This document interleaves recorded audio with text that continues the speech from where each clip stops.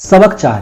Tax का इतिहास और कॉरपोरेशंस की ताकत। मुझे याद है हमें स्कूल में रॉबिन हुड और उसकी सूखी गिरोह की कहानी बताई गई थी। मेरे स्कूल टीचर का कहना था कि केविन कॉस्टनर की तरह एक रोमांटिक हीरो की अद्भुत कहानी है जो अमीरों को लूटता था और गरीबों में बांट देता था। मेरे अमीर डैडी की नज़र में रॉबिन हुड हीरो नहीं था, वे उसे बदमाश मानते थे। रॉबिन हुड को गुजरे हुए लंबा समय गुजर चुका है, परंतु उसके अनुयायी आज भी जिंदा हैं। कितनी बार मैंने लोगों को यह कहते हुए सुना है, इसके लिए अमीर लोग पैसे क्यों नहीं देते और अमीरों को और ज़्यादा टैक्स देना चाहिए और उसे गरीबों में बांट देना चाहिए।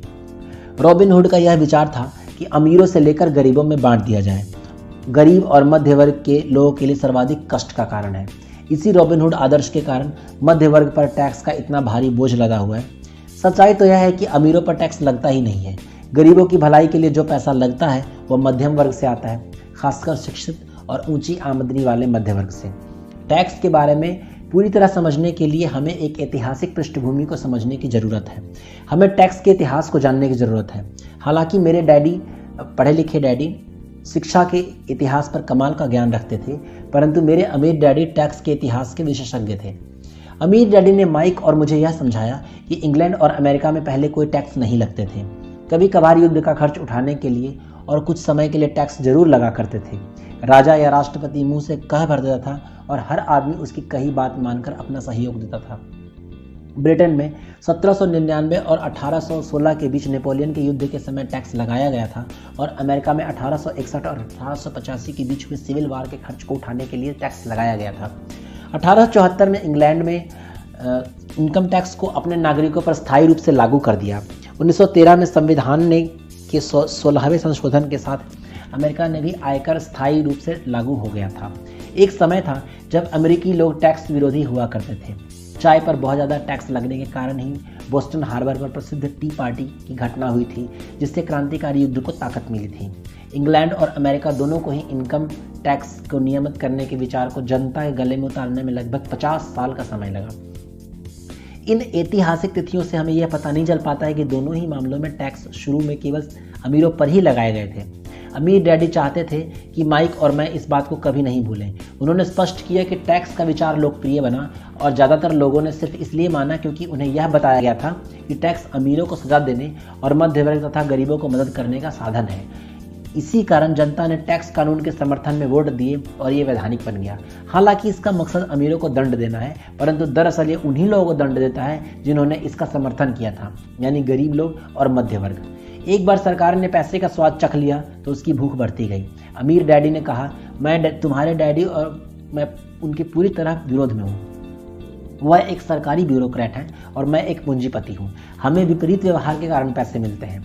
हमारी सफलता अलग अलग मानदंडों पर तौली जाती है। उन्हें पैसा खर्च करने और लोगों को काम देने के लिए पैसे दिए जाते हैं। वे जितना ज़्यादा खर्च करते हैं और जितने ज़्यादा लोगों पर काम रखते हैं, उनका संगठन उतना ही बड़ा होता जाता है। सरकार में जितना बड़ा उनका संगठन होता है, उतना ही ज़्यादा सम्मान उन्हें दिया जाता है। दूसरी तरफ मेरे संगठन में मैं जितने कम लोगों को रखूं और जितना कम पैसा खर्चा करूं, मेरा निवेशक मुझे इतना ही ज़्यादा सम्मान करते हैं। इसलिए मैं सरकारी आदमियों को पसंद नहीं करता हूं। उनका लक्ष्य बिजनेस के ज़्यादातर लोगों से हटकर होते हैं।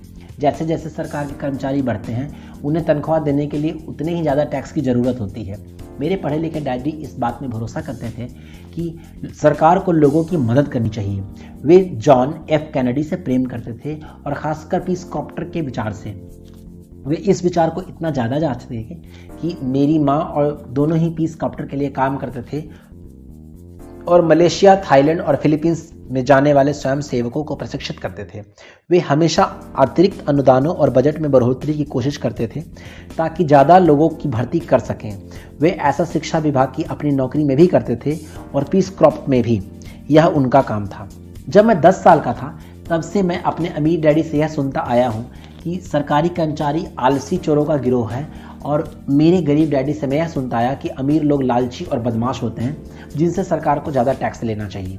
दोनों के विचारों के पक्ष में तर्क दिए जा सकते हैं। मेरे लिए यह बहुत मुश्किल था, क्योंकि एक तरफ तो मैं शहर के सबसे बड़े उद्योगपतियों में से एक के लिए काम करता था, दूसरी तरफ जब मैं घर आता था तो वहाँ मेरे डैडी होते थे जो एक नामी सरकारी नेता थे, और यह तय करना आसान नहीं था कि कौन सही बोल रहा है और किसकी बात पर मुझे भरोसा करना चाहिए।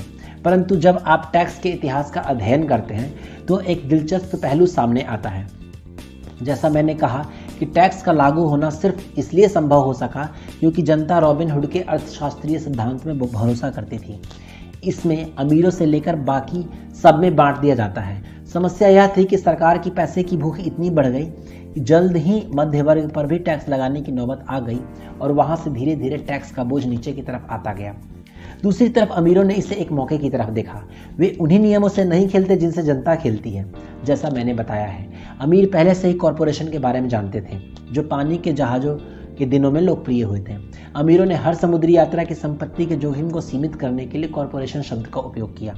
अमीर लोग हर समुद्री यात्रा के लिए पैसा जुटाने के लिए कॉरपोरेशन में अपना पैसा डालते थे और फिर यह कॉरपोरेशन न्यू वर्ल्ड में खजाने की खोज के लिए नाविकों को भर्ती करता था। अगर जहाज डूब जाता था तो नाविकों की जान जाती थी, परंतु अमीर लोगों को सिर्फ इतना ही नुकसान होता था कि उनका पैसा डूब जाता था और जो उन्हें उस समुद्री यात्रा के लिए दिया जाता था। आगे जाने वाले चित्र ये दर्शाते हैं किस तरह कॉरपोरेट स्ट्रक्चर आपके इनकम स्टेटमेंट और बैलेंस शीट के बाहर बैठता है। अमीर लोग किस तरह से खेल खेलते हैं।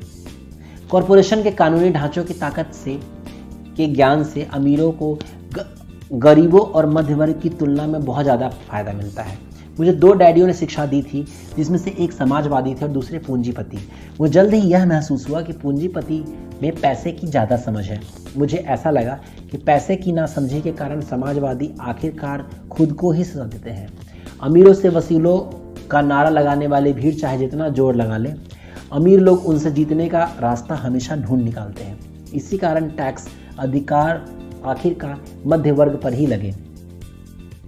अमीरों ने बुद्धिजीवियों को अपनी बुद्धि से हरा दिया, सिर्फ इस कारण क्योंकि वे पैसे की ताकत को जानते थे और यह विषय स्कूलों में नहीं पढ़ाया जाता।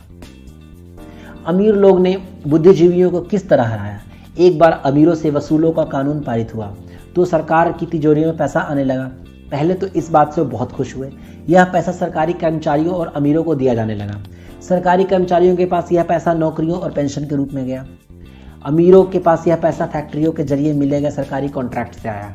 सरकार के पास ढेर सारे पैसे थे, परंतु उस पैसे के मैनेजमेंट की समस्या थी, उसमें कोई सर्कुलेशन नहीं था। दूसरे शब्दों में, सरकारी नीति में अगर आप एक सरकारी ब्यूरोक्रेट हैं तो आप पैसा बचाना पसंद नहीं करेंगे। अगर आप अपने लिए आवंटित फंड को खर्च नहीं कर पाते हैं तो आपको अगले बजट में उतनी राशि नहीं मिलेगी और निश्चित रूप से आपको योग्य तो माना ही नहीं जाएगा। दूसरी तरफ बिजनेस में पैसे बचाने के लिए इनाम मिलता है और ऐसा करने पर आपको काबिल माना जाता है। बढ़े हुए सरकारी खर्चों का यह चक्र चलता रहा तो पैसे की मांग बढ़ी और अमीरों से टैक्स वसूलों के विचार में अब कम और अमीरों को भी शामिल कर लिया जाता था और इस तरह सरकार इतनी नीचे आ गई कि वे गरीब और मध्यवर्गीय लोगों को टैक्स के दायरे में ले आई, जिसके लिए इन्होंने वोट दिए थे। सच्चे पूंजीपतियों ने बचने का तरीका खोजने के लिए अपने पैसे की समझ का प्रयोग किया। वे कॉरपोरेशन की दुनिया में चले गए। कॉरपोरेशन अमीर लोगों को सुरक्षा देता है, परंतु कई लोग जिन्होंने कभी कॉरपोरेशन नहीं बनाया वे नहीं जानते हैं कॉरपोरेशन जैसी कोई चीज़ नहीं होती। कॉरपोरेशन केवल एक फाइल का फोल्डर होता है जिसमें कुछ कानूनी दस्तावेज लगे होते हैं और जो राज्य सरकार की एजेंसी में दर्ज होकर किसी वकील के ऑफिस में रखा होता है। यह कोई बड़ी बिल्डिंग नहीं होती जिसके बाहर कॉरपोरेशन का नाम लिखा होता है। यह कोई फैक्ट्री या लोगों का समूह भी नहीं होता। कॉरपोरेशन केवल एक कानूनी दस्तावेज है जो एक ऐसी कानून देह बना देता है जिसकी कोई आत्मा नहीं होती। अमीरों की संपत्ति एक बार फिर सुरक्षित हो गई। एक बार फिर कॉरपोरेशंस का प्रयोग लोकप्रिय होगा। यह स्थायी इनकम टैक्स कानूनों के पारित होने के बाद हुआ, क्योंकि कॉरपोरेशन के लिए इनकम टैक्स की दर व्यक्तिगत इनकम टैक्स की दर से कम थी। इसके अलावा जैसा पहले बताया जा चुका है, कॉरपोरेशन द्वारा कुछ खर्च टैक्स चुकाने से पहले दिए जा सकते हैं। अमीरों और गरीबों के बीच यह लड़ाई सदियों से चलती आ रही है। अमीरों से वसूलों का नारा लगाने वाली भीड़ अमीरों के खिलाफ हमेशा खड़ी रही है। यह लड़ाई तब छिड़ती है जब कानून बनते हैं और यह लड़ाई अनंत काल तक चलती रहेगी। समस्या यह है कि जो लोग हारते हैं उनमें समझ की कमी है। हारने वाले लोग वे लोग हैं जो सुबह उठकर तैयार होते हैं और अपनी नौकरी में कड़ी मेहनत करते हैं और उस पर टैक्स देते हैं। अगर वे यह समझ पाते कि अमीर लोग किस तरह पैसे का खेल खेलते हैं तो वह ये खेल को भी उसी तरह खेल सकते, पर फिर वे पैसे का से आज़ाद हो सकते हैं, अमीर बन सकते हैं। इसलिए हर बार यह सिहर जाता हूँ कि जब भी मैं किसी अपने बच्चे को सलाह देते सुनता हूँ कि स्कूल जाओ ताकि सुरक्षित नौकरी मिल सके। जिस कर्मचारी में पैसे की समझ नहीं है वह नहीं बच सकता, चाहे उसकी नौकरी कितनी भी सुरक्षित क्यों नहीं हो। औसत अमेरिकी व्यक्ति आज सरकार के लिए 5 से 6 महीनों तक काम करता है ताकि वह टैक्स चुकाने के लिए पैसा जमा कर सके। मेरे विचार में यह समय बहुत ज़्यादा है। आप जितनी ज़्यादा मेहनत करते हैं आपको सरकार को उतना ही ज़्यादा टैक्स देना पड़ता है। इसलिए मेरा मानना यह है कि अमीरों से वसूलों का नारा उन्हीं पर बाढ़ी पड़ गया जिन्होंने उसके लिए वोट दिया था। हर बार लोग अमीरों को सजा देने की कोशिश करते हैं। अमीर लोग चुपचाप उसका पालन नहीं करते बल्कि पलटकर वार करते हैं। उनके पास पैसा, ताकत और इरादा होता है जिनके दम पर वे चीज़ों को बदल सकते हैं। वे चुपचाप बैठकर स्वेच्छा से ज़्यादा टैक्स नहीं चुकाते। वे ऐसे तरीके खोजते हैं जिनसे उन पर टैक्स का बोझ कम से कम पड़े। इसलिए वे चतुर और स्मार्ट वकीलों और अकाउंटेंट्स की सेवाएं लेते हैं और राजनेताओं को मनाते हैं कि वे कानून बदलें या कानून से बचाव के रास्ते बनाएं। उनके पास परिवर्तन करवाने के लिए जरूरी संसाधन होते हैं। अमेरिका का टैक्स कानून भी टैक्स बचाने के लिए कई रास्ते प्रदान करता है। इनमें से ज़्यादातर रास्ते हर एक के लिए खुले हैं, परंतु इनका सामान्य तौर पर अमीर लोग ही उठाते हैं फ़ायदा, क्योंकि वे इनकी खोज करते हैं। ऐसा इसलिए होता है क्योंकि वे अपने काम से काम रखते हैं। उदाहरण के तौर पर एक लोकप्रिय शब्द 1031 इंटरनेशनल रेवेन्यू कोड के अनुच्छेद 1031 का संक्षिप्त रूप है, जिससे रियल एस्टेट बेचने वाले को टैक्स चुकाने में देरी करने का मौका मिलता है, और अगर वह ज़्यादा महंगे और रियल एस्टेट को खरीदता है और सौदेबाजी में फ़ायदा नहीं लेता। रियल एस्टेट एक ऐसी पूंजी निवेश है जो इतना बड़ा टैक्स लाभ देता है। जब तक आप कम कीमत की प्रॉपर्टी बेचकर ऊंची कीमतों में प्रॉपर्टी खरीदते रहते हैं तो आपको टैक्स नहीं देना पड़ता, जब तक कि आप उसका नकद ही न रखना चाहें। जो लोग कानून द्वारा दी गई इन टैक्स की छूटों का लाभ नहीं उठाते, वे अपनी संपत्ति वाले कॉलम का बनाने का एक बहुत बड़ा मौका खो देते हैं। गरीबों और मध्य वर्ग के पास उतने संसाधन नहीं होते। वे चुपचाप बैठे रहते हैं और सरकार की सुइयों को अपनी बाह पर लगने देते हैं और ब्लड डोनेशन की इजाज़त देते हैं। आज मैं ज़्यादा टैक्स चुकाने वाले या कम छूट लेने वाले लोगों की संख्या से लगातार स्तब्ध होता जा रहा हूँ, और वे ऐसा इसलिए करते हैं क्योंकि वे सरकार से डरते हैं। और मैं जानता हूँ कि सरकारी टैक्स एजेंट जितना डरावना होता है। मेरे कुछ दोस्त हैं जिनके बिजनेस बंद हो गए और उसके लिए दोषी सरकार थी। मुझे यह सब पता है, परंतु जनवरी से लेकर मई के पहले पखवाड़े तक सरकार के लिए काम करना एक बहुत बड़ी कीमत है जो हम टैक्स के डर के कारण चुकाते हैं। मेरे गरीब डैडी ने कभी पलटकर वार नहीं किया। मेरे अमीर डैडी ने भी ऐसा नहीं किया। वे केवल खेल को चतुरता से खेला और उन्होंने ऐसा कॉरपोरेशंस के माध्यम से किया जो अमीरों का सबसे बड़ा रहस्य है। अमीर डैडी से पहला सीखा गया सबक आपको याद होगा। मैं 9 साल का बच्चा था और मुझे उनसे बात करने के लिए बहुत सारे समय का इंतजार करना पड़ा था। मैं अक्सर उनके ऑफिस में बैठकर उनका इंतजार करता था। वे जानबूझकर मुझे नज़रअंदाज करते थे। वे चाहते थे कि मैं उनकी ताकत को पहचानूं और एक दिन खुद भी इतनी ही ताकतवर बनना चाहूं जितने समय में मैंने उनके मार्गदर्शन में पढ़ा और सीखा। उन्होंने मुझे हमेशा याद दिलाया कि ज्ञान ही ताकत है, और पैसे के साथ जो बड़ी ताकत आती है उसे बनाए रखने के लिए और उसे कई गुना करने के लिए सही ज्ञान की जरूरत होती है। उस ज्ञान के बिना संसार आपको इधर उधर धक्के मारता है। अमीर डैडी हमेशा माइक और मुझे यह याद दिलाया करते थे कि सबसे बड़ा ज़्यादा डरावना व्यक्ति बॉस या सुपरवाइजर नहीं होता बल्कि टैक्समैन होता है। अगर आप उसे मौका देते हैं तो टैक्समैन आपसे ज़्यादा से ज़्यादा वसूल कर लेगा। पैसा मेरे लिए काम करे या मैं पैसे के लिए काम ना करूं, मेरा यह पहला दरअसल सबक ताकत के बारे में है। अगर आप पैसे के लिए काम करते हैं तो आप ताकत को अपने बॉस के हाथ में दे देते हैं। अगर आपका पैसा आपके लिए काम करता है तो ताकत को अपने पास रखते हैं और उसे काबू में रखते हैं। एक बार हमें हमारे लिए काम करने वाले पैसे की ताकत का ज्ञान हो जाए, फिर हमें पैसे के लिहाज से स्मार्ट हो जाना चाहिए और हमें डराने वाले लोगों से निपटने के रास्ते ढूंढ लेने चाहिए। इसके लिए आपके पास कानून की समझ होनी चाहिए और इस बात की भी कि सिस्टम कैसे काम करता है। अगर आप अज्ञानी हैं तो आपको आसानी से डराया जा सकता है। अगर आप जानते हैं कि आप क्या बात कर रहे हैं तो आपके पास बचने का मौका होता है। इसलिए अमीर डैडी स्मार्ट टैक्स अकाउंटेंट्स और वकीलों को इतना ज़्यादा वेतन देते थे। वकीलों को वेतन देना सरकार को टैक्स देने से सस्ता था।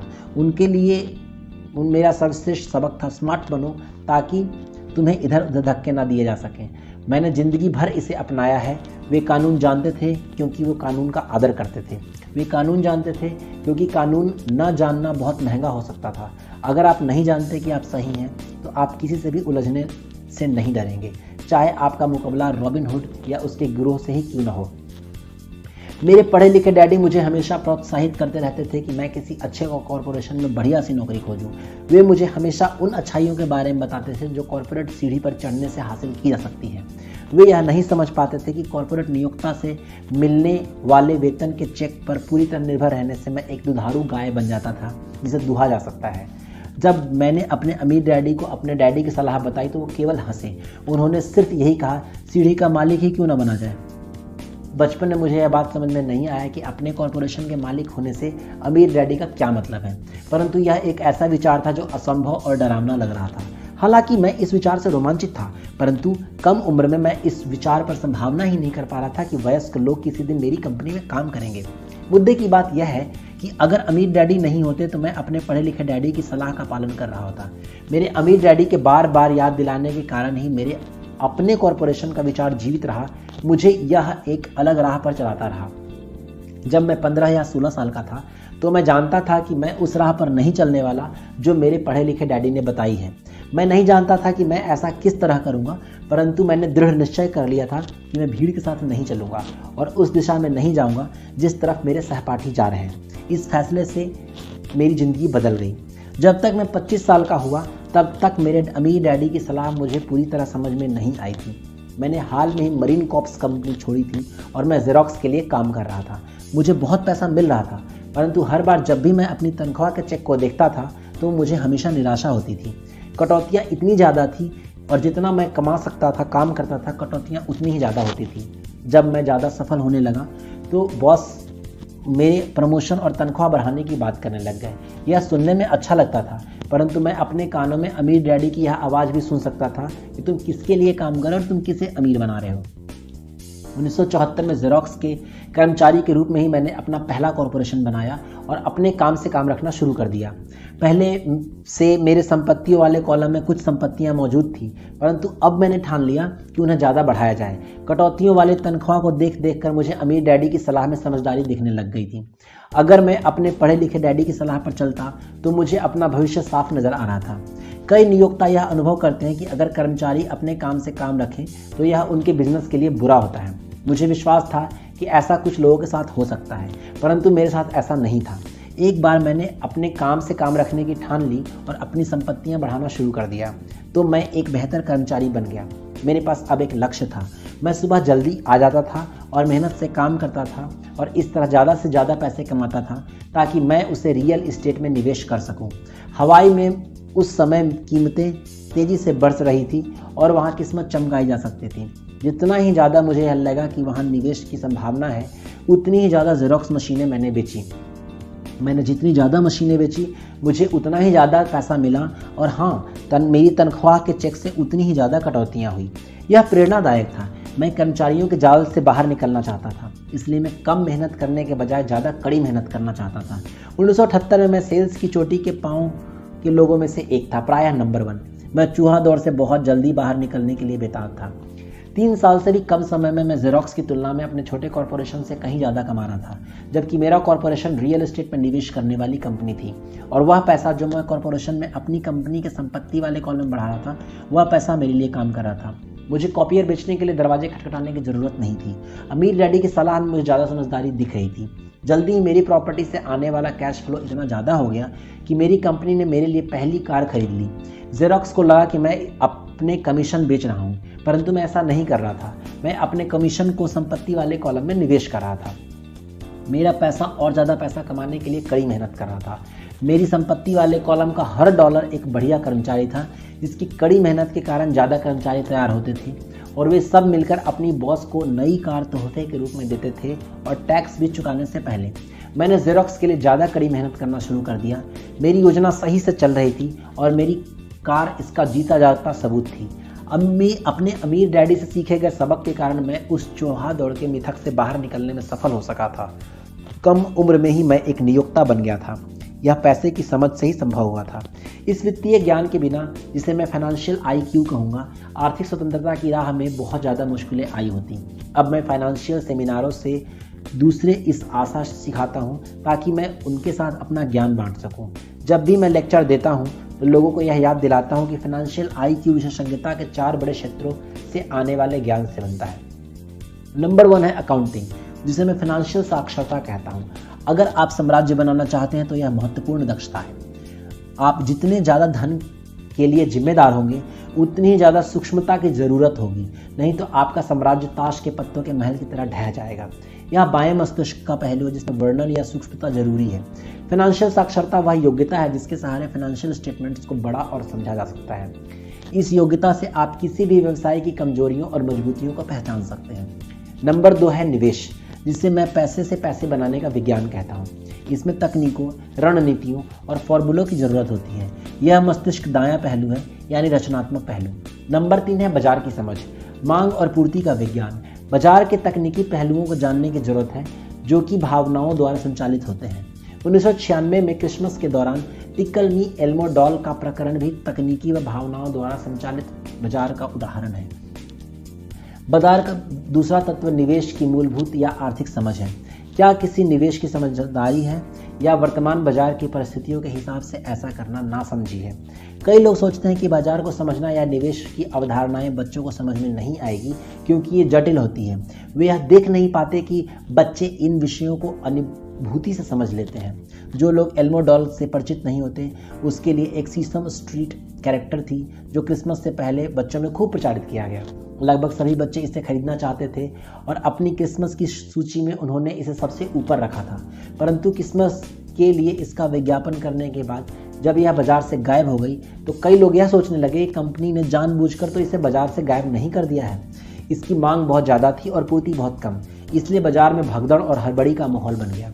स्टोर्स में जब खरीदने के लिए कोई डॉल नहीं बची तो दुकानदारों और दूसरे खिलौने बनाने वालों ने इसमें मुनाफा कमाने का मौका देखा।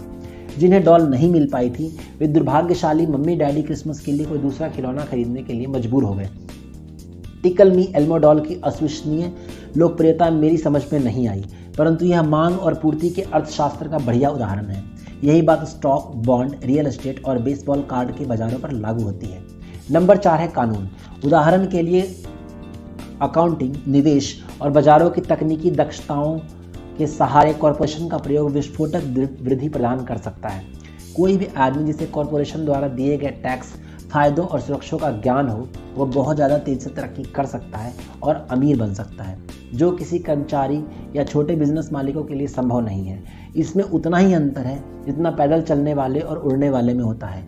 यह अंतर बहुत ज़्यादा तब हो जाता है जब इसे हम दीर्घकालीन संपत्ति के संदर्भ में देखते हैं। पहला, टैक्स लाभ। एक कॉरपोरेशन ऐसी कई चीजें कर सकता है जो एक आदमी नहीं कर सकता, जैसे कि यह टैक्स देने से पहले खर्च कर सकता है। यह विशेषज्ञता का ऐसा क्षेत्र है जो बहुत रोमांचक है, परंतु इसमें घुसना तब तक जरूरी नहीं है जब तक कि आपका बिजनेस या संपत्ति बहुत बड़ी ना हो। कर्मचारी कमाते हैं और टैक्स चुकाते हैं, फिर जो बचता है उससे अपना खर्च चलाते हैं। एक कॉरपोरेशन कमाता है, जितना खर्च कर सकता है करता है, फिर बची हुई रकम पर टैक्स चुकाता है। यह अमीरों द्वारा इस्तेमाल किया गया सबसे बड़ा कानूनी बचाव का रास्ता है।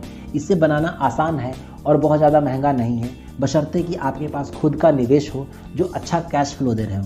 उदाहरण के तौर पर अपने कॉरपोरेशन का फायदा यह है कि घूमने जाने पर हवाई कार में बोर्ड मीटिंग बन जाता है।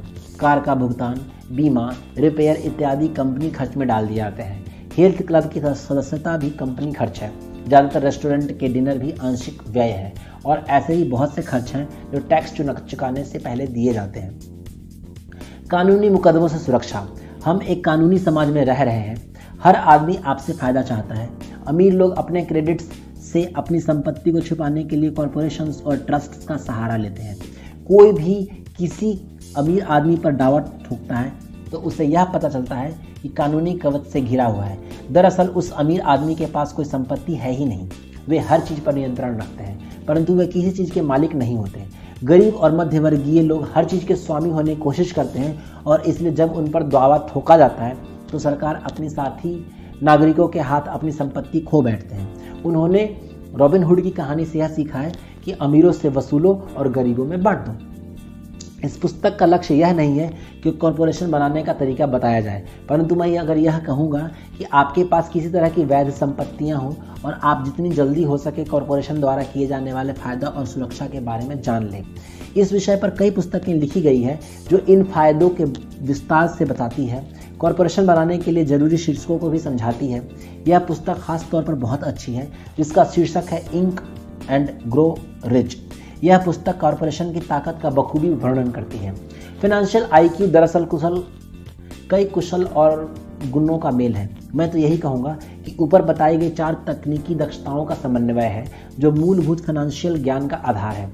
अगर आप बहुत ज़्यादा पैसा कमाने चाहते हैं तो इन दक्षताओं के समन्वय से आपका फाइनेंशियल ज्ञान बहुत बढ़ जाएगा।